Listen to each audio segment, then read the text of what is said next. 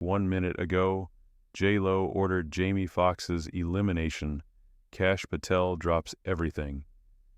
It was a morning like no other. May 2025.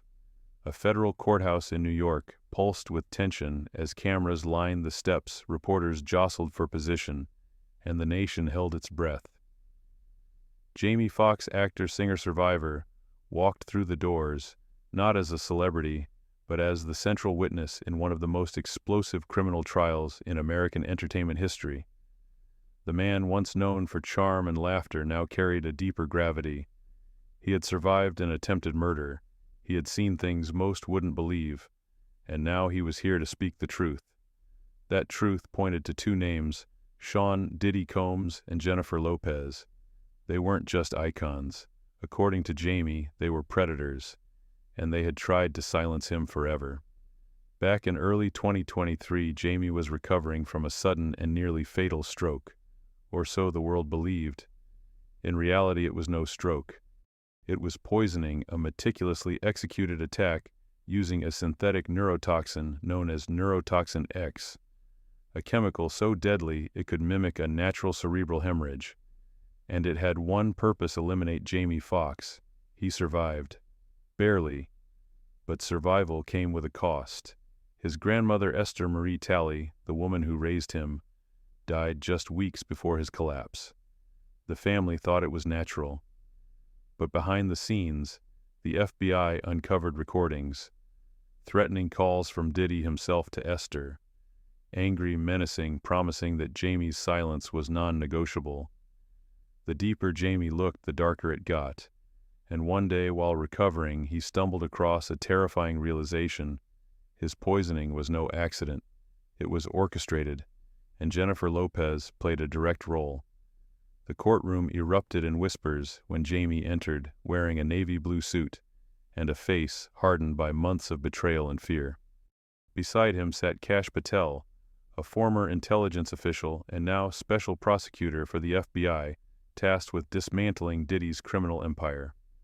Patel stood and addressed the court. "We present evidence that Mr. Jamie Foxx was targeted for assassination by a coordinated effort between Sean Combs and Jennifer Lopez. This was not a feud. This was an operation. And what you're about to hear will expose a criminal syndicate operating under the guise of celebrity." The first piece of evidence: a hidden recording recovered from a cloud server, placed there by Jamie himself. It captured a chilling conversation between Diddy and an unidentified associate referencing neurotoxin X and Jamie by name. Then came the medical forensics, hair samples, toxicology reports, all pointing to the same substance.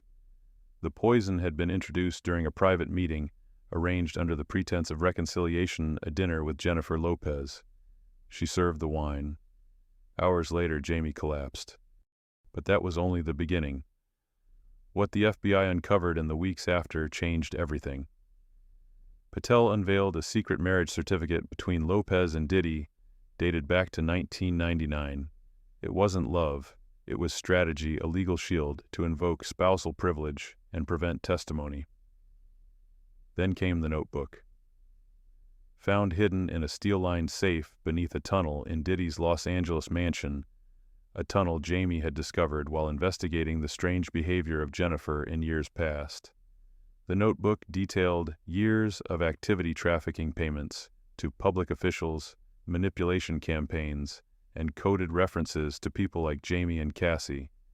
And on one of the pages, in Lopez's unmistakable handwriting, "Make sure the Fox problem goes away." The courtroom fell silent. Cassie Ventura, the former girlfriend of Diddy, stepped up next. Her voice shook, but she stood tall. "I saw them plan it. They talked about Jamie. They said he knew too much. Jennifer told Diddy she would handle it. And she had. Jamie's near-death, Esther's sudden passing, the destruction of evidence. It was all part of a script. One written not in ink, but in silence, power, and fear.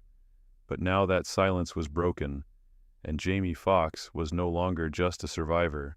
He was the catalyst.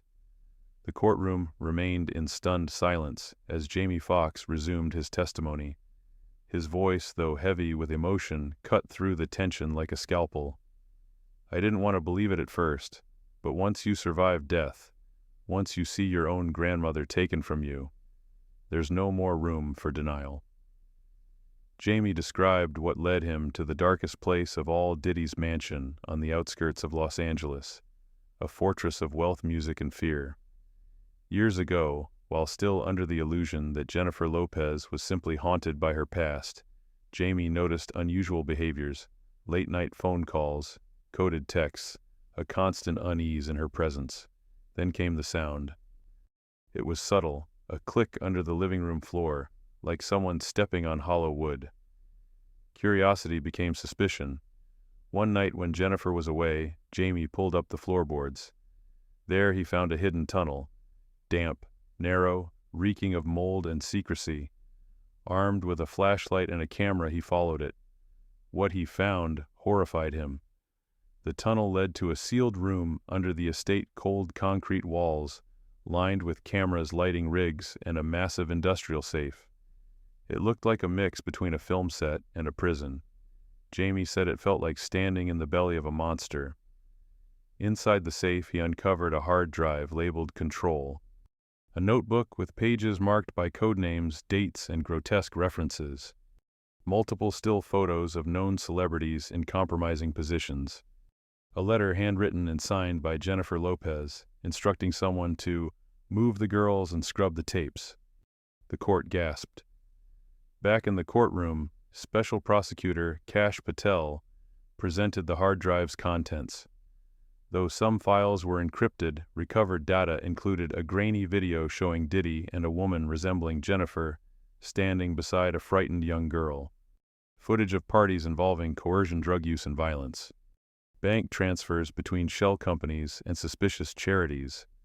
Patel's voice was firm. "This isn't about celebrity drama. This is about organized crime, and Jennifer Lopez is not innocent. She's documented as facilitating, covering up, and commanding suppression of these atrocities." Jamie then described the night he confronted Jennifer. He showed her the notebook. She didn't deny it. Instead, she calmly said, "You don't understand what you've gotten into. There are things bigger than us. Walk away, Jamie. Just walk away." He didn't. Then a darker memory emerged. 1 week later, Jamie's car was rammed off a highway in Brentwood. The license plate was traced to a security firm contracted by Diddy. Days after that, his Boston family home was broken into. Nothing was stolen, but spray painted on the wall in "Red Silence or Else." Jamie reported it all to the FBI. That's when Kash Patel entered the picture.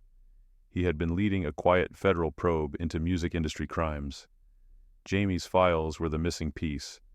But what triggered the final decision to testify wasn't about himself. It was about his grandmother, Esther.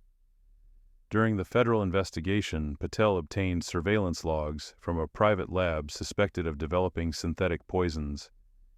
Diddy's name appeared in several internal memos under a pseudonym. Among the records, a neurotoxin delivery batch, scheduled to New Orleans days before Esther's death. Then audio tapes emerged. Diddy had called Esther several times in the weeks leading up to her passing. "You need to tell him to back off. Jamie keeps digging and he's going to end up where you're headed. You don't want to be collateral, Grandma." Esther never told Jamie. At this point in the trial, the gallery was silent. One juror wiped away a tear. Another shook their head in disbelief. Jamie's hands trembled. "She was my heart," he whispered.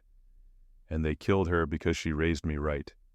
Patel confirmed through forensics that traces of neurotoxin X were found in both Jamie and Esther's blood samples, preserved during their respective hospital admissions. That wasn't coincidence. That was murder. As the day's session closed, the prosecution requested a witness protection order for Jamie and enhanced security around key evidence.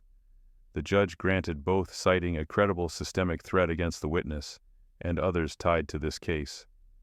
The final blow that day came from Patel, who announced that the FBI was now officially charging Jennifer Lopez with obstruction of justice, conspiracy, and complicity in organized crime. The cameras outside exploded with activity, but inside the courtroom, Jamie sat back, not as a victim, but as the man who had finally exposed the darkness beneath the glitter. The next day, the courtroom was packed again. Journalists, legal observers, and former associates of Diddy and Jennifer Lopez, now forced to confront a web of secrets unraveling in real time. Special Prosecutor Kash Patel stood tall, holding what he called the linchpin of the conspiracy, a secret marriage certificate. Signed and dated December 1999, the document revealed a legal union between Sean Diddy Combs and Jennifer Lopez. It had never been made public. According to Patel, the certificate was notarized quietly under a pseudonym-filled witness list. Why? Because spousal privilege protects against compelled testimony. In federal court, Patel declared. This marriage wasn't born of love, it was a fortress. Jamie Foxx testified that he discovered the document hidden inside an old safe behind a false wall panel in Jennifer's private dressing room. Alongside it were documents tying illegal firearms, some recovered in the tunnel under the mansion to Jamie's own name. A clear attempt to frame him. She wanted out of our marriage, Jamie said. But more than that, she needed to silence me, and Diddy gave her the means to do it. The courtroom murmured in disbelief. The idea of two of the biggest pop culture figures of the century being legally married in secret to shield each other from prosecution was mind-bending. But the evidence was in plain sight now. Only hours after Jamie's testimony and Patel's bombshell revelation, federal marshals arrived at Jennifer Lopez's Beverly Hills mansion with a subpoena and an arrest warrant.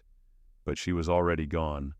Security footage showed Jennifer boarding a private jet at 3:14 a.m., less than 10 hours before the arrest order. She left with 3 unidentified individuals and 6 bags. Her destination, Belize, a country with no extradition treaty with the United States. Patel confirmed that a high-profile political fixer arranged the flight and safe house in advance. Though he didn't name names publicly, Jamie later revealed the whispers inside the investigation. The mysterious benefactor may be a U.S. official with financial ties to Diddy's empire.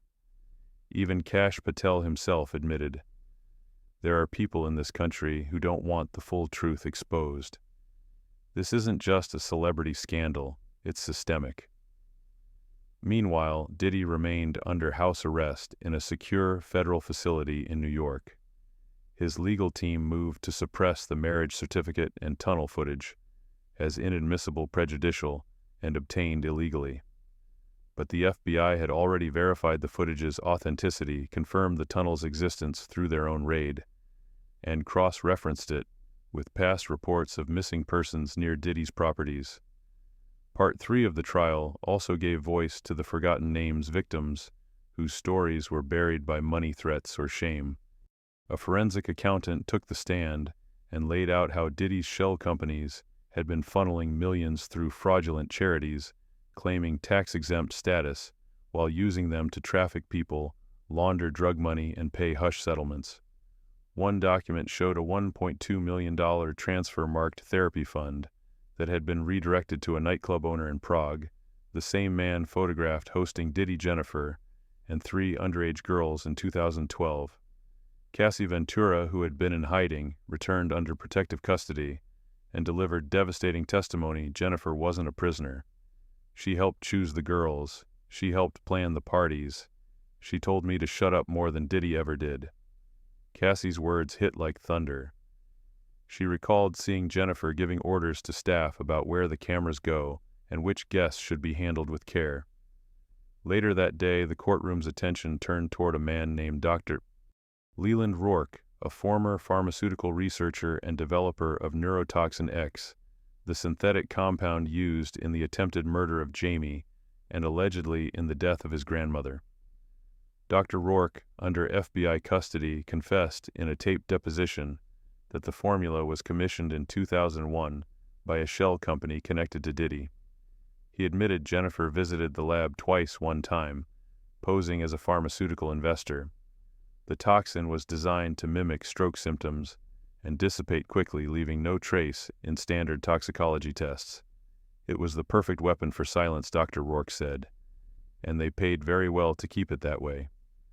Kash Patel then revealed that a tiny dose of the toxin had been found in Jennifer's personal handbag, recovered from her estate, a vial with trace amounts of neurotoxin X registered to a front company dissolved in 2020. By the end of Part 3, the courtroom and public were beginning to understand the terrifying scale of this case. A secret marriage forged to block testimony. A poison used to stage deaths and silence threats. A network of financial cover-ups layered charities and corrupted law enforcement. And now, a celebrity fugitive protected by political muscle and global money. Jamie Foxx, once a symbol of Hollywood charm, now stood as its reluctant reckoner. His voice steady but haunted, he ended the day's testimony with this: "They think they can run. They think this world belongs to them, but truth has no passport, and it never sleeps." The courtroom was no longer just a place of law. It had become a stage one, where the facades of fame, glamour, and power were falling apart. With Jennifer Lopez now a fugitive, and Diddy facing an expanding web of criminal charges, the fourth day of the trial plunged into the darker infrastructure that kept their empire alive. Special Prosecutor Kash Patel walked into the courtroom holding a slim black binder. In it, he said, were records that linked Diddy's music label and Jennifer Lopez's management company to a staggering network of front businesses. Each one, Patel claimed, played a part in concealing crimes, trafficking, financial fraud, and targeted silencing. These weren't just shell companies. They were shadow pipelines, Patel declared. Pipelines built to transport money, erase identities, and export victims across borders. He opened the binder and began listing names: Pacific Sun Trust, a fake charitable trust based in Belize; Encore Horizon Talent LLC, allegedly a cover for international transport operations involving underage victims; the Diamond Lounge Network, a chain of VIP clubs across Europe where Diddy and Jennifer frequently held private events. Documents showed payouts to fake vendors and forged receipts signed by Jennifer herself. One ledger recorded a $3.4 million maintenance cost for a Beverly Hills renovation, but the address listed was a foreign exchange apartment in Bucharest. Every transaction, Patel claimed, had one purpose: hide the rot beneath the empire's golden surface. Then came the next bombshell. A man entered the courtroom, flanked by U.S. Marshals.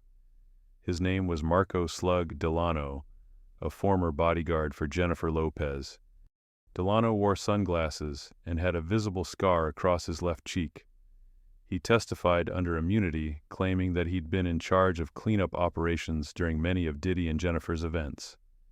His job was to ensure that if anyone got too loud, too hurt, or too curious, they disappeared quietly. There was a protocol, he said. There were codes for everything. Orange Night meant move the guest. Gray Alert meant bury it digitally or physically. The courtroom gasped as Delano described a secure underground archive at a private property owned by Jennifer's management company, where hundreds of hours of surveillance footage were stored, documenting illegal activity. They filmed everything, he said, not for fun, for control. When asked about Jamie Foxx's grandmother, Esther Marie, Jamie Talley, Delano hesitated. Then he said, "I was in the room when the call came through. It was Jennifer. She said, 'He still won't back down. We need to shut his anchor.'" That's what they called her, his anchor. Kash Patel then summoned Dr. Elise Hahn, a forensic pathologist from the FBI's toxicology division. She had overseen the exhumation and second autopsy of Esther Talley's remains, after Jamie requested a full reinvestigation. Dr. Hahn presented the court with stunning results. Microscopic traces of neurotoxin X were found in the marrow of Esther's femur. A specific metabolite matched a batch identified in Diddy's hidden lab. Time of death and degradation were consistent with a poisoning event, disguised as cardiac arrest. The courtroom was silent. Jamie Foxx's jaw clenched, tears welling in his eyes. "She didn't die of old age. She was murdered," Dr. Hahn said. intentionally, precisely, and silently. Kash Patel produced one last piece of evidence for the day, a series of recovered phone calls between Diddy and Jennifer Lopez, some dated mere weeks before Jamie's stroke. On one recording, Diddy's voice was unmistakable. "You want to close this? Then close it. Old lady first. He'll crumble after that," Jennifer replied. "Once she's gone, he'll come begging for quiet. Trust me." Another tape had Diddy speaking to an unknown party. "Jamie thinks God's on his side. Let's see if God stops this stroke from hitting." The final call was short but devastating. Jennifer's voice was calm, calculated. "It's already in the tea. By the time the nurse checks her, it's done." Gasps broke out across the courtroom. A few people cried. One juror had to be escorted out due to a panic attack.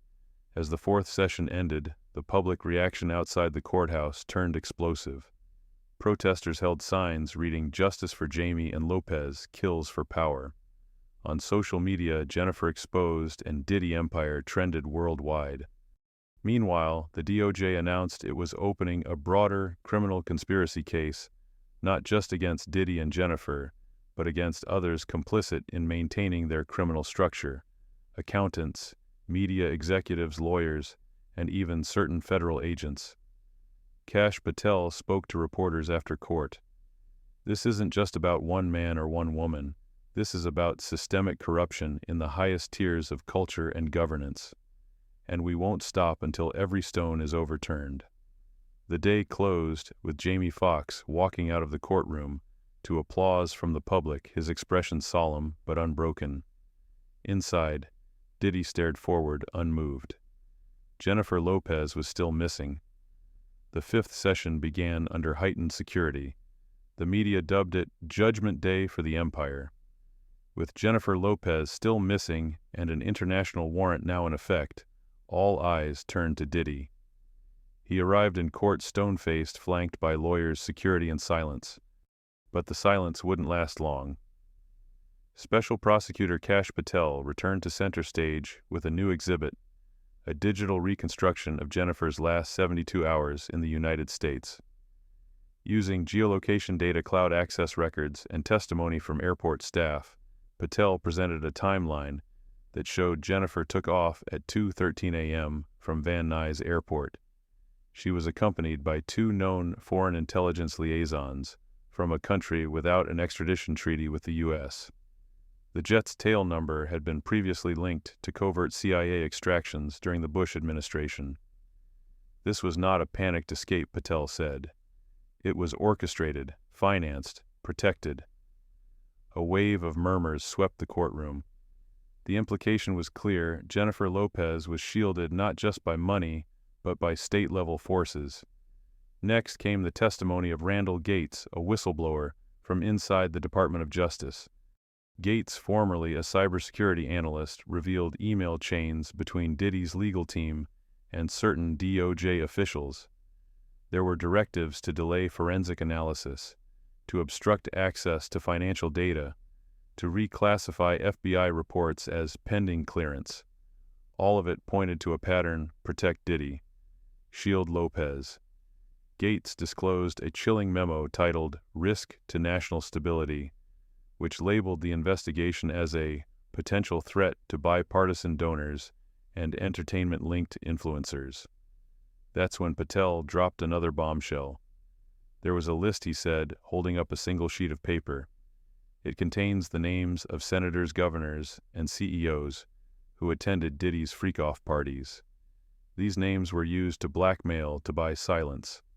The list was not shown to the public, but its existence alone sent a shockwave through Washington, D.C. Jamie Foxx returned to the witness stand, this time with fire in his voice and vengeance in his posture.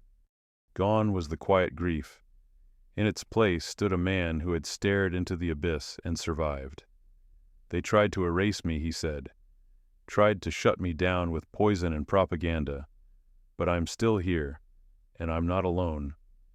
He pulled out a flash drive, one containing a hidden recording taken before his stroke. The courtroom fell silent as the audio played. "Jennifer, he still has the footage. Either he gives it up or he goes down like the rest." Diddy. Let's test the new dose. Stroke no trace. Quiet and clean. Unknown. What about his grandmother? Jennifer. Old lady dies quietly. Jamie loses anchor. He spirals. Gasps erupted. Jamie sat still, his eyes shut, fists clenched. Midway through the day, the court received an encrypted file from an anonymous whistleblower. It contained surveillance footage of a neurotoxin X lab, audio of Jennifer discussing fund transfers to cover its operations, internal emails referring to Jamie's poisoning as Operation Nightingale. Patel verified the metadata and declared it admissible. The footage showed a lab worker extracting serum into glass vials. One voice off camera said, "The dose for Jamie is ready." A digital ledger matched the timing of the serum's transfer with Jennifer's flight logs. She administered the kill order and fled, Patel concluded. Outside, the courthouse pressure mounted on U.S. allies. The country harboring Jennifer faced diplomatic heat. The State Department confirmed negotiations were underway for extradition despite no treaty. Meanwhile, Jamie Foxx's public image transformed. Once mocked for silence during his recovery, he was now a symbol of resilience. Late-night hosts called him America's truth teller. Hollywood insiders began flipping. One by one, B-list actors, talent managers, and assistants stepped forward. "We were told if we spoke up we'd disappear," said one former assistant. But Jamie didn't disappear. He came back. So now we speak. Patel returned to court for one final declaration before recess. This case is not just about individual guilt. It's about dismantling a system where power conceals abuse, where fame protects monsters. We are exposing that system, and when it falls, it will fall hard. The jury listened in rapt attention. So did the world. Diddy stared ahead, stone-faced. But his empire was crumbling. Jennifer remained silent in exile. And Jamie, he stood taller than ever. The final session opened with a storm outside and a storm inside. Manhattan Federal Courthouse, once a site of glamour and whispers, now echoed with the thunder of retribution. Kash Patel rose. In his hand, a thick black binder marked "Classified." Within it, the final pieces. First, the court heard a voicemail from Jennifer Lopez, recently recovered from an encrypted satellite device. "Jennifer, he's going to talk." "Jamie's talking. We have to finish it." "Diddy's too loud. Tell him I said Jamie for good this time." Even without video, her voice was unmistakable. The room froze. One juror visibly trembled. The clerk paused before entering it into evidence. For the first time in the trial, the prosecution declared Lopez not just an accomplice but a co-architect. Jamie's private investigator, Alex Carter, returned to present the final forensic analysis. 9 shell corporations tied to Lopez, 4 international bank accounts, traced back to offshore havens, 2 false charities masking human trafficking routes.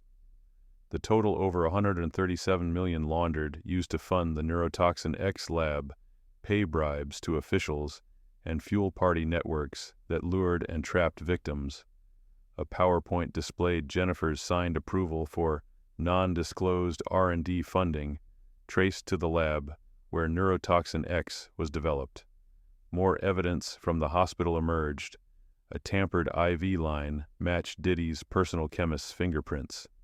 Surveillance video showed a disguised woman, later ID'd as Jennifer's assistant, entering Jamie's room with gloves and a vial. Toxicology confirmed the IV was loaded with a variant of neurotoxin X. Patel stood. "Ladies and gentlemen of the jury, this was not a spontaneous act of vengeance. It was a pre-planned, state-level operation carried out to erase a man. And it failed." Jamie Foxx returned to the stand for the last time. He faced the jurors and said, "My grandma died with fear in her heart, knowing a shadow followed me. She knew before I did. And Jennifer, you smiled at her funeral, I remember." One juror sobbed. Another looked away. It was too much. Then the court lights dimmed. Kash Patel played never-before-seen body cam footage inside Diddy's freak-off tunnel. The hidden room with cameras, cold floors, chained restraints. a time-stamped clip of Jennifer walking past one of the victims, looking straight at the camera and winking. The air was sucked out of the room. Jamie covered his face. Patel whispered something to the bailiff. The judge pounded the gavel.